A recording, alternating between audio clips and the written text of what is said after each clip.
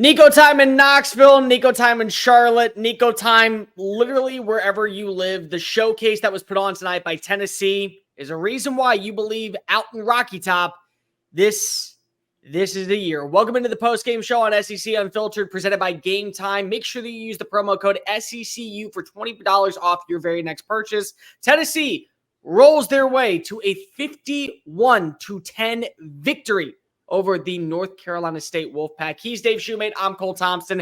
Make sure that you like the video and hit subscribe down below. This is your number one source for all things SEC moving forward. Download the podcast version of the show wherever you get your podcast listening systems. Make sure that you're following us on all the social media channels, TikTok, Facebook, Instagram, Twitter, at SEC Unfiltered. Follow Dave on Twitter, at Mock10Sports. Follow me on Twitter, at Mr. Cole Thompson. Don't worry, Vols Twitter. I know you're coming for me. And to keep up with all of our great content, make sure that you visit secunfiltered.com. Dave, I have to do this now. I have to do this because I said this was going to be a close game. I said Tennessee was going to win. I said that Tennessee was going to look easily like the better team in the fourth quarter, but I thought NC State was going to make this a battle. I thought this was going to be a close call. It was going to be a back and forth. Tony Gibson's defense was going to deliver. I was wrong. I was very wrong. I was so wrong. I have to give a couple shout outs real fast because of people are waiting for me to actually do this.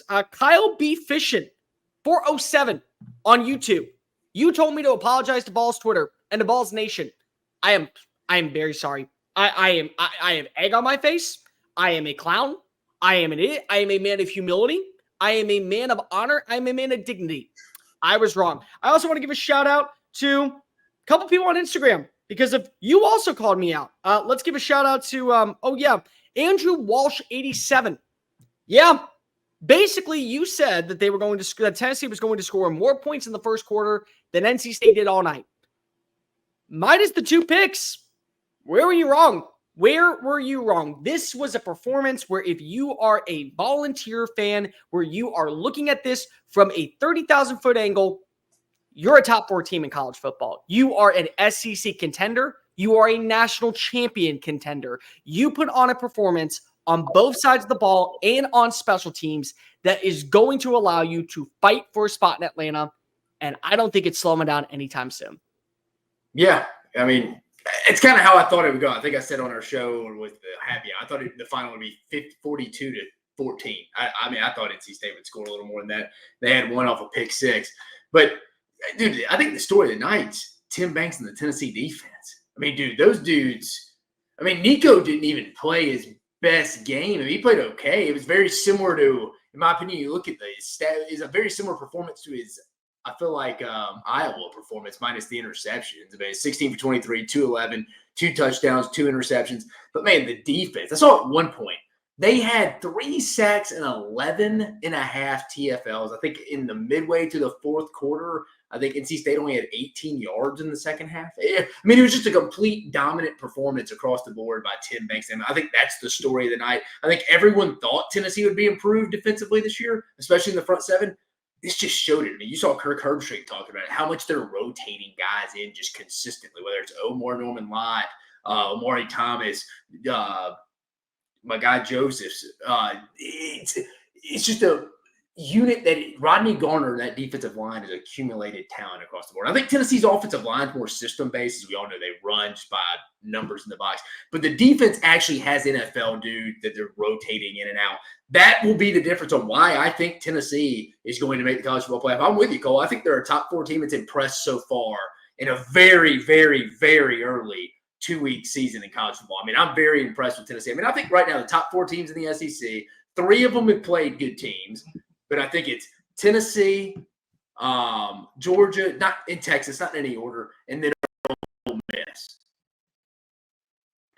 Vols Nation, I was wrong. I'm going to keep doing this throughout the entire night just to show you how 100% wrong I was. Let's go through the performance last night. Punt, field goal, interception, return for a touchdown, punt, fumble, turnover on downs, fumble, turnover on downs, punt.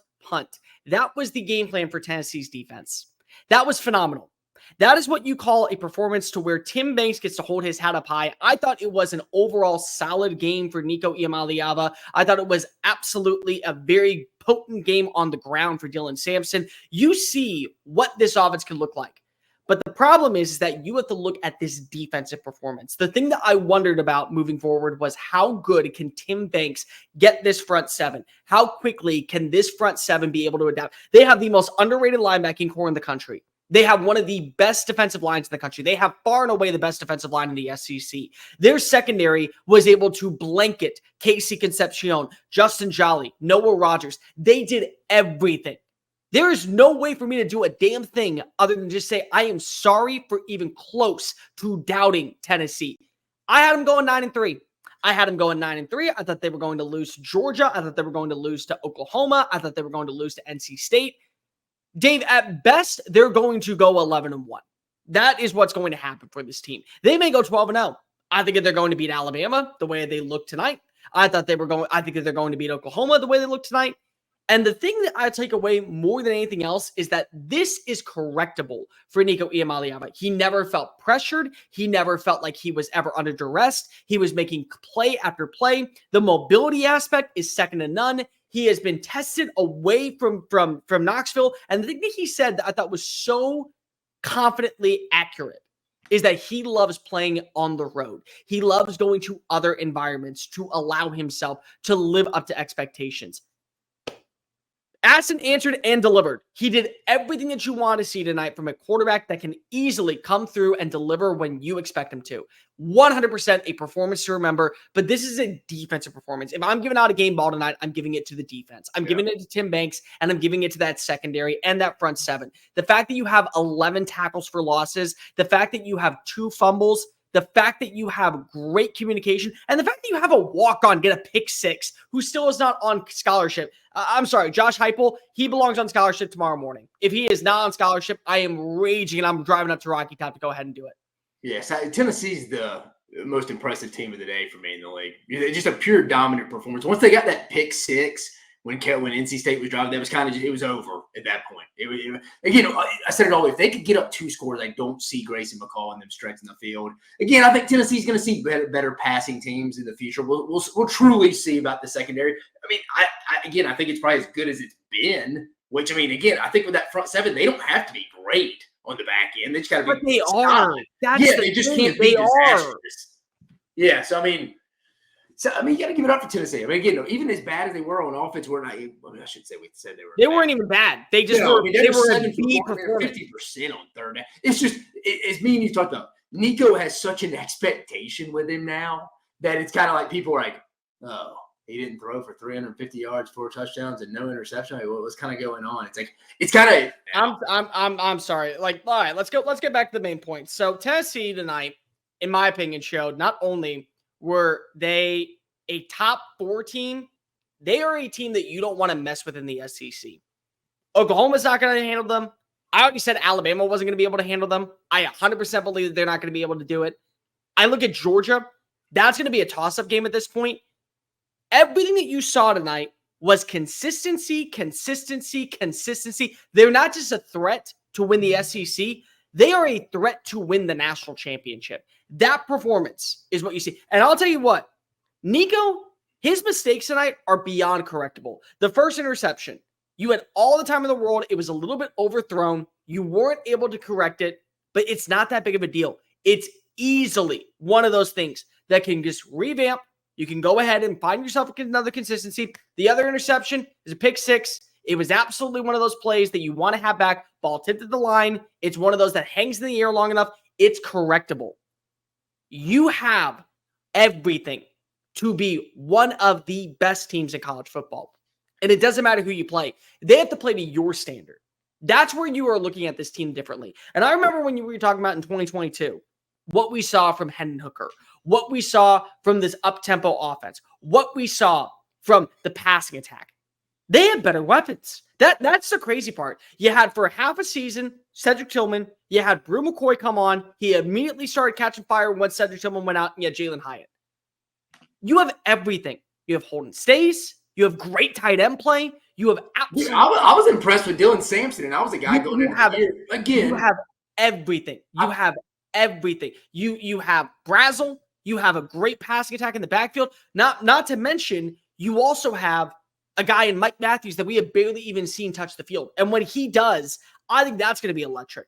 Yeah. There is no reason to believe that the offense that we saw in 2022 can't be regrouped and, more importantly, re-elevated to new heights. That's what we're talking about with this Tennessee team. And now they got a defense and they got a run game. It literally, I said this in the offseason. The most underrated group in all of college football will be Tennessee's linebackers and Tennessee's run game. The way that I look at these two is that just because of they're unproven doesn't mean that they're not talented. They showed up tonight. They delivered in front of another team that is better than Chattanooga. They look like a roster that can easily compete for a national title. Yeah, I think Dylan Sampson making it through a whole season is the RB1 full time. I still think will be a question. They need somebody like Deshaun Bishop to help carry at some point. That would be my only concern, just from a depth standpoint. It's like you said, not really that they can't do it. It's just unproven. I want to see. I don't know if Dylan Sampson's body type holds up for a whole season, but that he needs somebody as an RB2 to help him out from that perspective. That's what I was saying going into the year, but he does look like he's put on more weight. Last year when you had Jalen Wright, Jabari Small, and them, you didn't really see as much with him. He's more like the scat back, throw it to him out in the backfield, him make plays. But he's put on some good weight, some mass. It looks like it's just his body type in the first 2 weeks of seeing him. So he's been impressive. I mean, there's not much you can nitpick. I mean, again, Nico is probably the guy you could probably nitpick the most in this game, and it wasn't bad. And it's like you said, I think it's stuff it can definitely be improved on. It's easily correctable. That's the main thing. I mean, you look at like Miles Kitselman, he was phenomenal. He should have had another touchdown, and you had Cooper Mays down the field that was, one time like a legal play. Like, that's the problem, is that's a dude that impressed. And by the way, the throw was beyond impressive. That was the part that was awesome. And it's all correctable. The little things, the minor kinks, the things that you can absolutely change overnight. That is where you look at Nico and say, it's going to get better. Because it is. It 100% is. I am somebody, and I made this clear to Volunteer Nation. I made this clear to College Football Nation. I don't believe in bowl game performances. Good, bad, indifferent, it does not matter to me. I will never judge you based off a bowl game performance. I will take this game and say the things that I saw from Nico tonight are correctable, and the things that you watched tonight are unteachable. Yeah. That's the difference. And the crazy part is again, you watched what Hendon Hooker could do, where Josh Heupel said, this is the best quarterback to run my offense. But you look at Nico, that's a quarterback that was handpicked by Josh Heupel to run his offense. That's the difference between these two, is that now you're watching a quarterback that absolutely fits the system and is so comfortable in it. He looks fantastic. There is not a single bit of a drop-off from what you saw in the performance tonight versus what you saw in the performance in the bowl game. But now you're watching it with a full season. And also, he just looked poised. Yeah. He looked like he was a veteran. And this is a kid that's only going to get better. I'll tell you what, Vols Nation, I apologize. Again, let's do this one more time. I was wrong. Very wrong on how this game went tonight. Very, very, very wrong. Come for me in the comments section. I'm all for it. This man is going to be in New York City 1 year. It may be this year. It may be next year. He will win a Heisman Trophy. The performance you saw tonight is unteachable. It is just a gift. It is something that you look at that is either you have it or you don't. And they 100% have it in Nico Iamaleava. Yeah, I right now, I think I'm more confident now they'll beat Oklahoma. Again, that's in a couple of weeks. College football is a week-to-week sport, as we've seen with a couple of teams today. Cole, you got to stop apologizing, brother. You made your predictions with the data you had at your hand. I'm sticking up for you. You don't have you have nothing to apologize for. No, I was wrong. I was beyond wrong. I thought it was going to be at least something. It wasn't. I mean, this one you were wrong on. Some other reactions, I think you took with what data we had in front of us. But no, I mean, no, this one was wrong. I mean, this one was wrong. I mean, again, I thought it would be like 42-14. I don't know. I just thought. I thought it was 31-24. No, I was wrong. NC State to win this game, for NC State to be in this game, they almost, I think, had to have the lead majority of this game. It was if Tennessee just got out to a multiple score lead. It was just like, dude, they can't play catch up. That's just not NC State's style. But you're right. I still think NC State's probably going to be. I mean, what do you think? 8-4, 9-3 in the ACC? Probably. I mean, like that. But like, does that say more of a testament to what the ACC is, or does that say more? Like I said, Cal's just waving that flag right now, baby. Cal in Miami. Let's talk about this real fast. When you look at Tennessee and you look at the SEC just in general today, because there were some sloppy performances, not just Auburn. Alabama looked anemic at times against South Florida, a team that last year they went down to Tampa. You never thought that you would see this type of performance. And yet they found a way to win by 26, but it came all in the fourth quarter when you just saw the Bulls run out of gas. Oklahoma going down to the wire against Houston that got boat raced last week by UNLV. You look at a team like Ole Miss that hasn't played anybody. Now you have questions about what's going on with Luther Burden and his longevity at Missouri. You didn't see a great performance at times from LSU. They allowed Nickel State to hang around a little bit far too long. And, McNeese, they had a decent overall outing, but A&M put them away because they just were the better team. Tennessee's got to be at least top 3 in your opinion for the SEC right now. Yeah, gotta be, right? Yeah, just off. What do we think? Georgia and Texas are clear about it. Georgia and Texas have played better teams. They both are proven to against those two teams. Yeah, I would probably go right now as we stand right now, Georgia, Texas, Tennessee, and then probably Ole Miss just off. If you made me rank the top 4 off that, it just Ole Miss sitting at 4 because I don't think we're going to know until they make that trip to Columbia. I think we know they're good. We'll see when they go to Columbia how good, because South Carolina showed today they're a solid football team. South Carolina and Vanderbilt look like those two teams that right now are living off of the Kool-Aid, and that as soon as that high comes down, it's going to be really bad. And even still, it's bad as 8-4, 7-5? Like, it's not that bad. That's the problem, that's the difference between these squads. Alabama looks beatable. I thought that absolutely Tennessee would win in the third Saturday in October in that game. I feel really more confident in that. I look at LSU. There's question marks on both sides of the ball. I look at question marks when you're talking about Missouri at this point, even though they did get a win. Definite question marks when it comes to Oklahoma. The question marks that I have for Tennessee are beyond fixable. It's having your offensive line give Nico a little bit more protection. It's Nico throwing under pressure. It's Nico probably adding a little bit more of the velocity on the ball to where it's a bit more touch. And even then, they're all fine. They're all things that are easily manageable. Defensively, you're going to face off against better wide receivers than what you saw tonight. You are going to have to play against better offenses and more personnel, but you're going to be good. Your defensive line is the best in the SEC for my money. Your linebacking core is the most underrated position in all of college football. You have a run game. You have wide receivers that can easily find ways and creases in the open avenue. You also look at the way this offense is ran, especially with the tight end play. There's so much to like about Tennessee right now. No, ton to like, man. Dominant performance. You're right. Top 2 performers of the day with South Carolina probably coming in third. But I think you got Texas and Tennessee sitting, I think, there as the top 2 teams from the SEC in week 2. And like I said, I'd put South Carolina because, they're the only team that's 1-0 in conference right there at 3. I also want to give a shout out to Tennessee's offensive line. Like Tennessee, my favorite addition of the entire offseason was the addition of Zalance Hurd. That was a starting left tackle in the NFL in 2 years. And the fact that now he is in your line and you're able to move, over to the right side, that just is such a confidence booster. You look at how this line performs, how many open avenues they can do for Dylan Sampson and whatever they else do in the run game. They average 5.3 yards per play. Cooper Mays, that's a thing too we got to talk about with Tennessee. Veteran center. Has to stay healthy. We saw last year when Cooper Mays went out against Florida.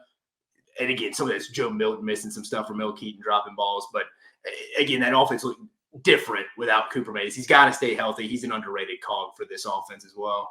Everything about this offensive line just screams that they will get protection. I think the other part is you have so many weapons that know how to play certain positions. Everyone has a role in this offense, which is something that is awesome for Nico. He is a plug-and-play ready situation. But the part that is so fantastic is he feels comfortable 2 games in. Like, yes, you can throw the bowl game in last year, but this is truly his first major start of 2024 where he is the guy. There is no Joe Milton. There is just Nico Iamaleava, and he feels comfortable. Yeah. He doesn't feel like the tempo is too much for him. He doesn't feel like that there is anything that he can't do. And again, the interceptions, correctable. The one pass that was the pick, that wasn't the pick 6, it was just an overshot ball. You missed Brew McCoy, but you had the protection. You can learn how to lead your receiver a little bit better. The other one, batted ball up in the air. It hung for too long. Immediately, you had nobody in the way. 6 points. That's just what happens. Sometimes that's just the case. So overall, when you look at it, Nico had a very solid night. It could be better. It will be better against other teams. And it's all moving in the right direction. This is a performance where if you look back, the thing about Tennessee, there's a lot to fix, but all of it is correctable. And so now you have it on film to say, this is what we do differently next time. This is where we look at this. This is what we're supposed to do. Everything that you see is all 100% correctable. No, I agree. He's a good bit. High ceiling still stuff to work on. Like you said, high ceiling, good win though. I will be fired up to see Nico play that Oklahoma defense though. That's going to be a major task because I do like the Sooner defense. Offense leaves a lot to be desired right now for the Sooners, but I do think Brent Venables, Zach Alley, that veteran Sooner defense at all three levels, they're going to throw a lot at Nico. That's his next test, obviously, because Kent State next week is whatever, and then got the game with the Josh Heupel homecoming. I think that'll be a big test for Nico. I do feel a lot better about the Vols heading into that one than I did probably preseason, just because of Oklahoma's offense. I don't know if they get a lot moving against that Tennessee front, but I do think that'll be a massive test for Nico, though, because I think that the defense is going to travel every week, I think, for Oklahoma. Before we get on out of here, let's just go ahead and talk about the defense real fast. A performance that you will forever remember because of 11.5 tackles for loss. The fact that you got to see more of what James Pierce can do. The fact that you got to see the depth of this defensive line. I think that's a really big standout. The secondary, again, against a team that you thought was going to have very good passing attacks. Yep, 100%. You did your job. Linebacking core is going to get better. But that defensive line, I cannot wait to see what they do against SEC competition because they're going to put Jalen Milroe behind the sticks. They're going to make Jackson Arnold feel the pressure. It's a manageable conference schedule, really. It's a very manageable conference schedule. Just look through it real fast. Oklahoma, Arkansas, Florida, Alabama, Kentucky, Mississippi State, Georgia, Vanderbilt. You can easily hold your own against every single person. If they lost more than 2 games, Cole, I think you would agree. You'd be shocked. At this point, I have to be. Yeah. Because I think that they're a 10-2 team at worst. Yeah, I think they're a 12-0 team at best. And also, it would be they're playing down to someone's competition. And I don't think that they're going to do that. I think someone's going to have to play up to their level, and they're going to have to deliver the crushing blow in the fourth quarter. Yeah. That's it. That's the way that you're going to have to beat Tennessee this year. They are a college football playoff team. They look poised on both sides of the ball. They feel like that they have the confidence to be able to go toe-to-toe with anybody. There is nothing that you can do to stop this team. The only thing that's going to stop this team is themselves. And it's going to happen when they have to play against competition that is at their level. And there's one team right now that has shown they even can hold their own, and it's Georgia. And besides that, and again, that game's in Athens. So you have to throw the environment into the atmosphere. That's going to be a reason why. Both teams have injuries by then. Probably it's like second to last game of the year, I think, at that point.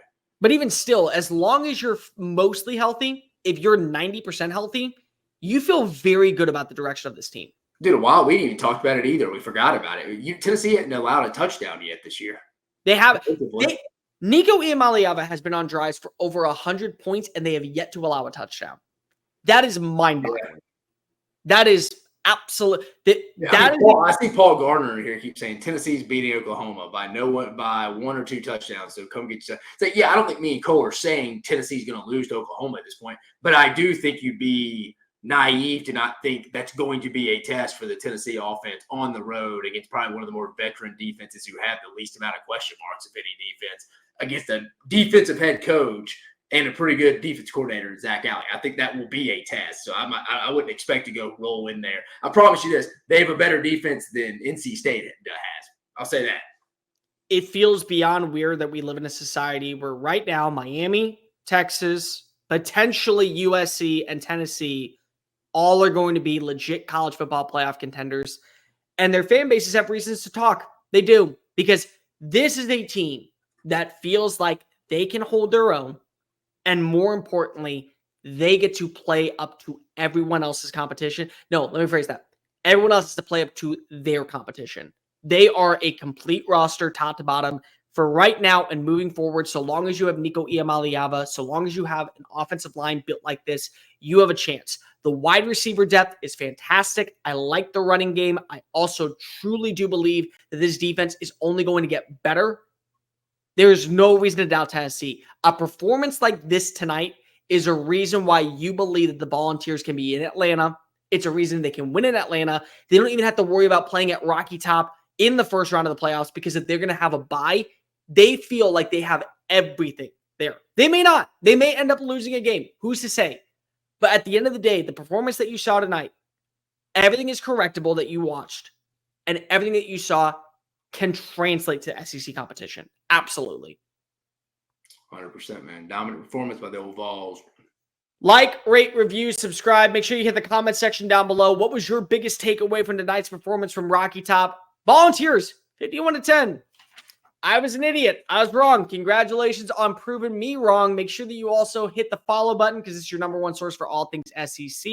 Download the podcast version of the show wherever you get your podcast listening systems. Make sure you follow Dave on Twitter at Mock10Sports. Follow me on Twitter at Mr. Cole Thompson. Follow us on Twitter at SEC Unfiltered. Plus, we're on TikTok, Facebook, Instagram. Go and roast me in the comments, Vols Twitter. I was wrong. I'm totally okay with it. And to check out all of our great work, make sure that you visit SECUnfiltered.com. For Dave Shumate, I'm Cole Thompson. Rocky Top rolling. Peace.